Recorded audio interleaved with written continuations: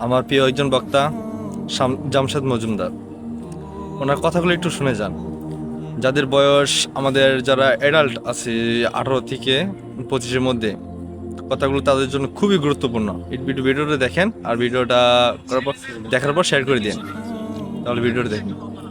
ছোট ভাই আমার, নির্জনে যৌবন নষ্ট করিও না। You understand what I am saying? তুমি বুঝছো আমি কি বলছি? একাকিত্বে নির্জনে নিজের যৌবন রিজিক, এটা কেমন আমি তোমারে বলি? ওয়াল্লাহি তোমাদের কি হয়েছে ছোট ভাই আমার? তোমরা কেন জিনিসটাকে সহজে নাও না? এরকম মেরে পাশ ভেবে আসে হাসি একটু মন, একটু দেখো, হাসলে তোমার ইচ্ছা।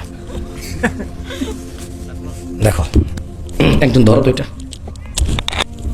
এইভাবে ধরো। হ্যাঁ, ই তো গয়া। আচ্ছা, এটাকে আমরা রিজিক বলি না? কত টাকা আছে এখানে? কত আছে? কেন নাই? আরেকশো কই? ফেলে দিছি, চলে যায় নাই। কি করছি? ফেলে দিছি। মদ খাইছি, কি করছি? মদ খাইছি, কি করছি? আর কত আছে? এখন এখন আমার সম্পদের মধ্যে কত টাকা আছে? এই 100 টাকা ঘষাঘষি করলে, এই 100 টাকা কি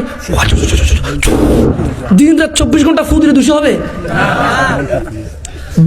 বালিশের নিচে রেখে দিলে, ফজরের পরে উঠে বকুলের নিচে রেখে দৌড়াদৌড়ি করলে, হ্যাঁ হবে? 200 হবে?